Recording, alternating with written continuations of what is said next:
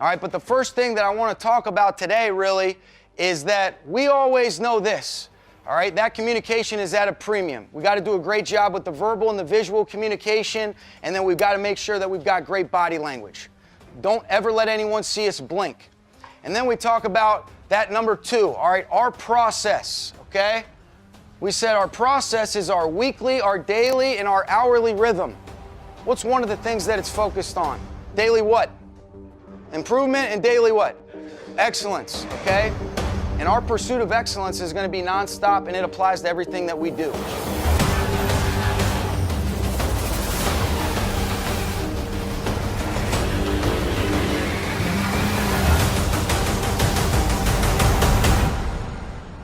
Right now is usually a good time that I can catch up with people back east.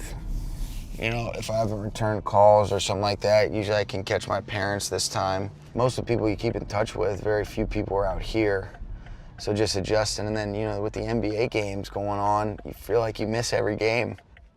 By the time, you know, the game's over, you're just kind of getting back and ready to sit down. That's an adjustment. The Rams have a new head coach. They just named Sean McVay, Redskins offensive coordinator, their new head coach.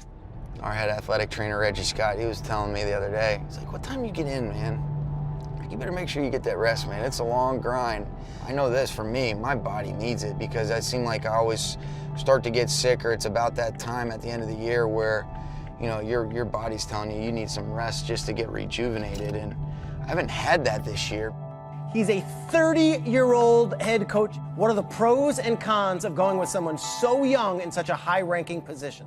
Players are simple. If you can make me better, I'm going to listen to you. I don't care how old you are. If you can't make me better, I'm not going to listen to you. So you better know what you're talking about.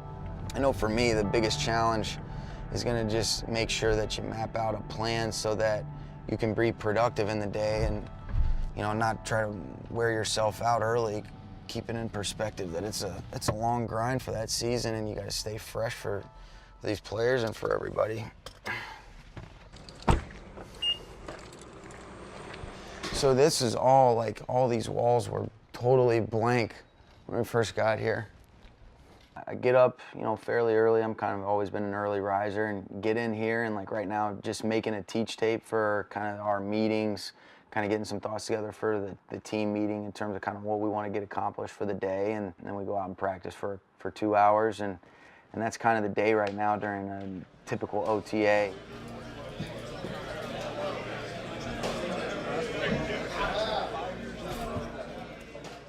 All right, and then if you ever wanted to do this off of like drop back, I'm just showing a great route from Julio right here. All right, watch him. Shoulders vertical, middle of the numbers, throws the brakes on. Again, he's off drop back, so you see him really throw this on his second hitch. All right, but watch when this ball is let go and see where he is on that. All right, that's called great anticipation. And we got to work these to get a feel and trust we're going to be on the same page. All right, but that's what it's got to take to be what we want to be in the pass game, especially on these play actions. Let's cap off this week the right way. We got better day 2. All right, let's raise our standards, expect to compete to the best of our ability, and then when we do the 2-minute, all right, let's operate with smart situational awareness and go get it done. You guys with me on that?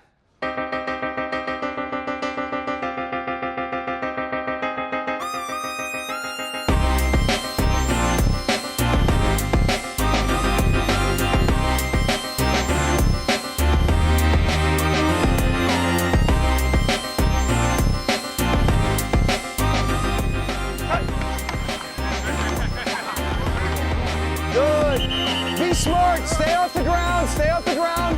Good. Jared, good decision. All right, get off it.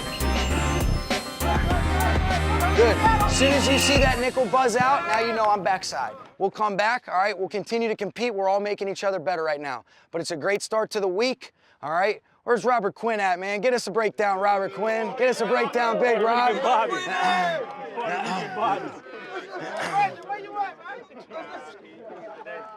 Good play on that third down, man. 1, 2, 3, Front tip rip. Good sell up front. Heck yeah, great sell.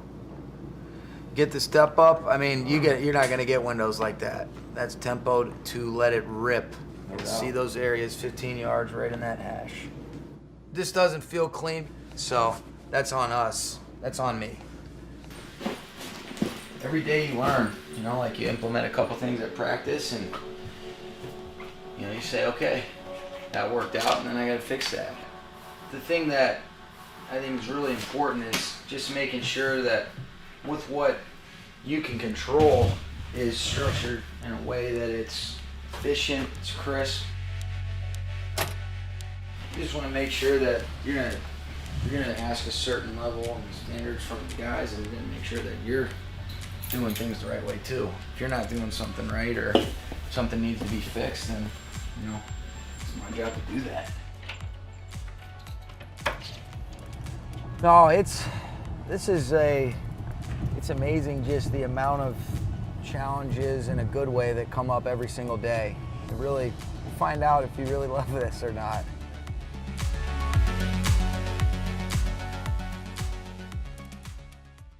The game, here it is, the no call.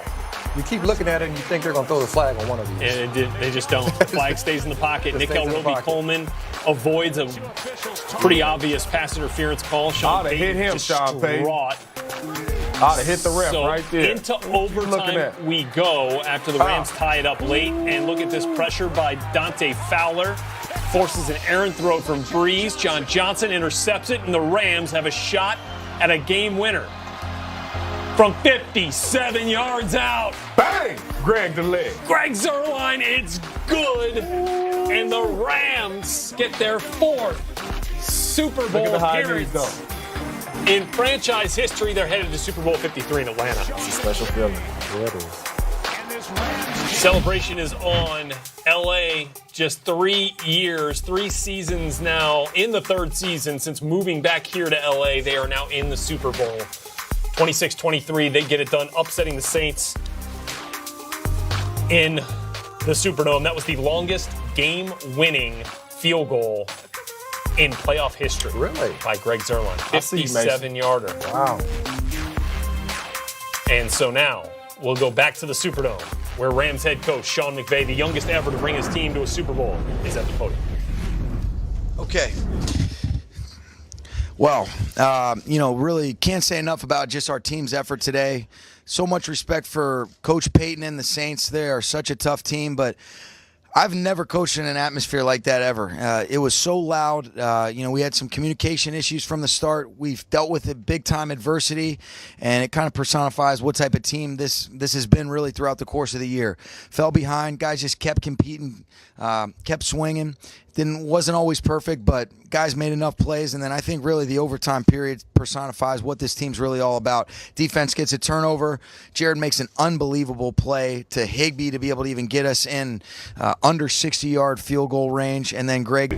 Jared came into the huddle and said, all right, this is how it's going to go down. This is how we're going to do it, and we all got to be on the same page. His ability to command the atmosphere and the situation, I mean, above and beyond. Almost, yeah, and that's what you love about him, Vinny. That's kind of what we've said all along. And those kind of things are things that we're not really exposed to as coaches. But when you talk to his teammates, those are the guys that really know. The communication that goes on in the huddle, having to deal with, can you even hear what I'm saying, but being able to command those guys, have them believe in what we're getting ready to go do. And I thought the drive at the end of that first half was instrumental. Brandon Cooks makes a great catch. Then Todd makes an unbelievable run to be able to punch it in.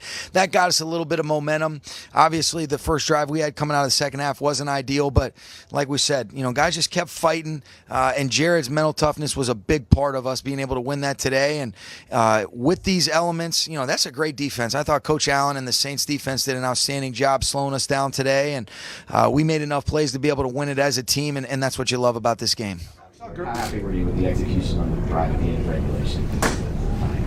Yeah, really happy. There was a couple different things they did. Once we got it, I thought Josh Reynolds, what an unbelievable catch over the middle that he made. Gets a catch and run. Robert Woods makes a big-time conversion where ended up winning on an inside breaking route versus a man pressure. And, if he keeps his feet, he's a guy that's going to end up scoring. But I thought our team's composure right there, you couldn't hear anything. And then for Greg to be able to deliver that kick to even be able to send it into overtime was outstanding. But I thought the 2-minute management by the offense and by Jared's leadership as a whole at the end of the first half and then at the end of the game was instrumental in the outcome. So that was big time by those guys. John Johnson pick feel like it lasted 4 years. It sure did, Sam. I mean, that ball bounced up, and you're like, oh, please bounce right to him. And he made a big-time play right there. It felt like the play where CJ didn't get that exchange on one of those plays, when we got the ball back, lasted forever too. Like, oh my gosh, please don't lose this ball right here. But there's definitely some things we can clean up. But ultimately, this is about our players, our coaches, and their ability to just stay the course today and be able to get it done. Really just happy for these guys. You guys just had a really calm confidence about it. I mean, what do you think it was about this group that thought they truly believed that they could come into the Superdome and pull this off? I think you said it. It's the confidence, and that confidence is earned throughout the course of the week. By the way that they prepare, the way that they plan, the way they practice, and we had a lot of respect for the Saints, Lindsey. But there was an expectation, there was a belief that we were coming in here not to just compete with them, but to come win the football game. And we knew it was going to be a great challenge. But the guys stayed the course. It took more than 60 minutes of football than what we thought, but they got it done, and I think that just kind of personifies, like we've said, mental toughness, but then also the belief and the expectation that we expect to go win football games because of the players we have in that locker room. Todd got off to a slow start. You really rode CJ. Was Todd hurt, or that was a decision to go with? Yeah, it was really a flow. It was a flow for the game. I thought Todd's run from the 5 on the 2-minute drive was outstanding. And what personifies Todd, Steve, is this is MVP caliber player, and he just kept fighting. He kept supporting his teammates. He's going to have an instrumental role in our game against whoever we play, whether it be the Patriots or the Chiefs. And today, that was just kind of the feel for the flow of the game that we had. Not anything against Todd. CJ did a nice job, but I thought they did a good job as a whole, slowing down our run game, and we kind of just had to grind some things out today. But Todd's a special player, and couldn't be more impressed with just the way that he handled himself, and then he ended up making a big-time play that ended up in us winning that football game today, Steve. What went into that decision on the fake punt that kind of started you guys going? Really, it goes back to the confidence in the players. And I know your next question is going to be, why didn't you go for it on the 4th down then? But I think more than anything, it was that we needed a little bit of momentum, and we felt like if the look presented itself, Gary, we were going to take it. Sam Shields did an excellent job running a good route. Johnny delivered a ball right on the money, and even though that didn't end in a touchdown, we ended up getting some points, and I thought that just kind of gave us a little bit of life with the way that things were going. So that was part of it. Bones felt confident in it, and I felt confident in our players' ability to be able to execute, and they delivered in a big way. And then, with the 4th down deal, we were moving the ball really well. I think our defense had played really good football up to that point. We felt like, okay, if we get it to a tie game, we feel good about, the outcome, being able to, turn in our favor if we're able to get a couple more possessions. And ultimately it ended up working out for us because of our players. All right, much more to come for you here on NFL Game Day Highlights presented by Pepsi. The Rams headed to Atlanta. The Greg Zuerlein 57-yarder is good. Rams are NFC champions. More reaction from the Superdome when we come back here on Game Day Highlights.